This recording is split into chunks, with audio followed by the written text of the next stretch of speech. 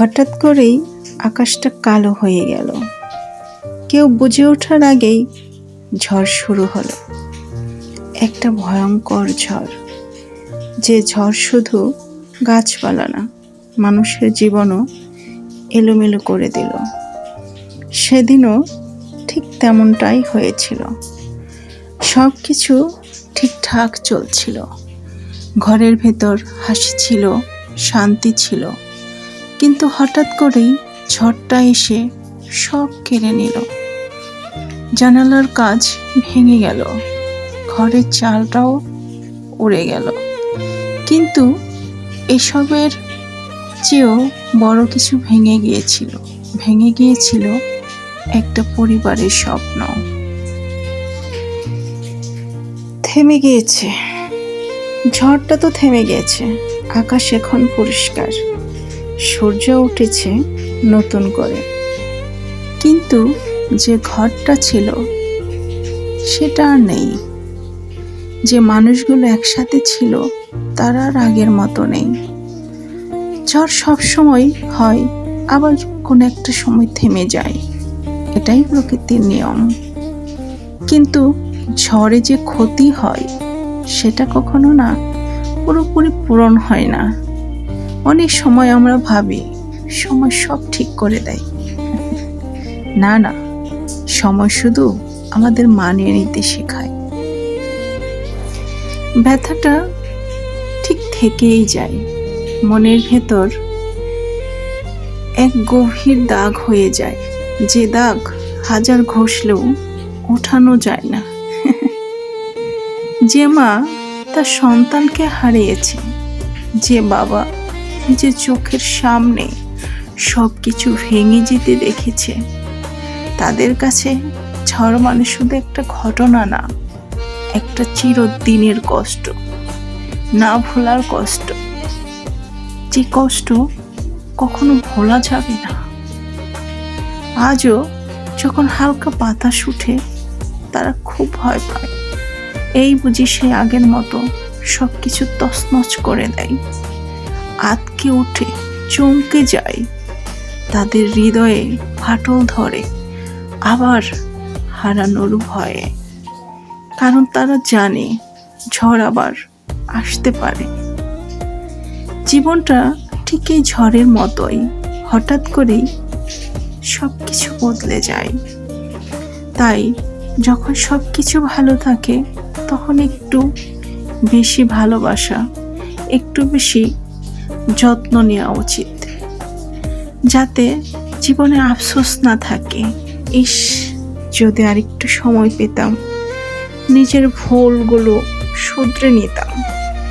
এই জীবনটাই বা কদিনের বলো তো, যে কোনো সময় জীবন প্রদীপ আমাদের নিভে যেতে পারে। আর অথচ দেখো, যে পর্যন্ত আমাদের জীবনে প্রদীপের আলো থাকে সে পর্যন্ত আমাদের মনে কত অহংকার, কত মান, অভিমান, ঝগড়া ঝাঁটি। একবার একটু ভেবে দেখি, যদি প্রদীপটা নিভে যায়, কোথায় থাকবে আমাদের দাম্ভিকতা, আমাদের অহংকার, আমাদের মান, অভিমান? এগুলো কিন্তু আমরা কখনো ভাবিই না, তাই না? জীবন না খুব অদ্ভুত। যখন কোনো মানুষ মারা যায় তখন আমরা মৃত্যু নিয়ে খুবই ভাবি, আরে বেচারা মরে গেল, বেচারাটা কত ভালো ছিল। অদ্ভুত একটা ব্যাপার, মানুষ না মরে যাওয়ার পর সবার কাছে মূল্য পায়। আজ আমি আছি, কোনো মূল্য নেই। আমি কেমন আছি, আসলে সমাজের কথা ভাবতে ভাবতে না, নিজের জীবনেরও যে কিছু চাহিদা, কিছু ভালো লাগা থাকে, সেগুলো কিন্তু আমরা প্রায় মানুষই ভুলে যাই। এখন আমার না রাঁধতে মন চাচ্ছে না, তবু রান্না করতে হবে। কেন? কারণ পরিবার আছে, পরিবারদের ঠিক মতো যত্ন করতে হবে। এটা কিন্তু শুধু আমার জন্য বললাম না, এটা প্রত্যেকটি মানুষের ক্ষেত্রেই বললাম।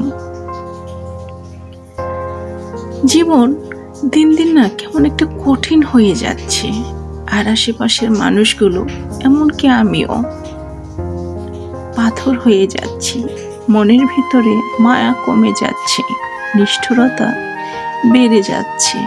আহারে, কি অদ্ভুত জীবন না!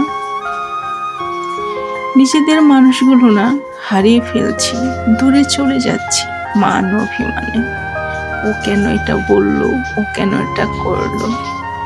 আমরা কিন্তু নিজেরা খুব খারাপ কাজ করি, কিন্তু কেউ যদি বলে আমি খুব খারাপ, ভীষণ কষ্ট পাই। আমরা খারাপ হতে চাই না, অথচ আমরা কিন্তু খারাপ কাজ করে ফেলি। আর খারাপ কাজ করলে তাতে কোনো দোষ নেই, যদি কেউ খারাপটা ধরিয়ে দেয় তাতে কিন্তু আমরা ভীষণ অভিমানী হই। কেন খারাপ হলো, কেন খারাপ বললো, তাই না? আচ্ছা, আমরা কি একবারও ভেবে দেখেছি এই যে মানুষ খারাপ বলে, এই খারাপটাকে কি আমরা অ্যাভয়েড করতে পারি না? না না, আমরা কিন্তু ওই নদীর স্রোতের মতো ঠিক বয়ে যাব। কে কি বলল, কে কি বলল না, সব কিছু মিলিয়ে কারো তো আক্কা করি না। আর আগে মানুষ একজন একজনকে সম্মান করত, একজন আরেকজনকে খুব ভালোবাসতো। এখন ভালোবাসার এক্সপ্লেনটাই যেন পরিবর্তন হয়ে গেছে, ডেফিনেশনটাই অন্যরকম হয়ে গেছে। এখন ভালোবাসা মানেই শুধু প্রয়োজন, প্রিয়জন নয়। সেটা আমার ক্ষেত্রে, তোমার ক্ষেত্রে, সকলের ক্ষেত্রে। প্রকৃতিটাই কেন যেন হিংস্র হয়ে যাচ্ছে দিনকে দিন। তাই তো বলি, কার কখন কিভাবে মৃত্যু হবে এটা কেউ বলতে পারবে না। আমরা যে কোনো সময় মারা যেতে পারি। তাই তো বলি, এই জীবনটা থাকতে একটু করে বেশি যত্ন নাও, একটু বেশি বেশি ভালোবাসা দাও আশেপাশের মানুষগুলোকে। কেন জানো? কারণ কি তুমি জানো বন্ধু? না না, কারণ কোনো ঝড় এসে সব এলোমেলো করে দিবে। এই ঝড়টা যে কখন হবে সেটা কিন্তু কেউ বলতে পারবে না। এখনো হতে পারে, কালও হতে পারে, পরশুও হতে পারে, বা 6 মাস পরেও হতে পারে। কিন্তু ঝড় তো জীবনে আসবেই। সেই ঝড় মোকাবেলা করার জন্য তোমাকে শক্তিশালী হতে হবে, মনে জোর রাখতে হবে। যে কোনো সময় ঝড় আসতে পারে, তাই সবসময় নিজেকে তৈরি রাখতে হবে। শেষে একটা কথা বলি, ঝড় থেমে যায় ঠিকই, কিন্তু স্মৃতি থেকে যায়। স্মৃতিগুলো কষ্ট হয়ে থাকে, সেগুলো কখনো থামে না। সেগুলো শুধু আমাদের সাথে থেকে যায় নিঃশব্দে চিরদিন।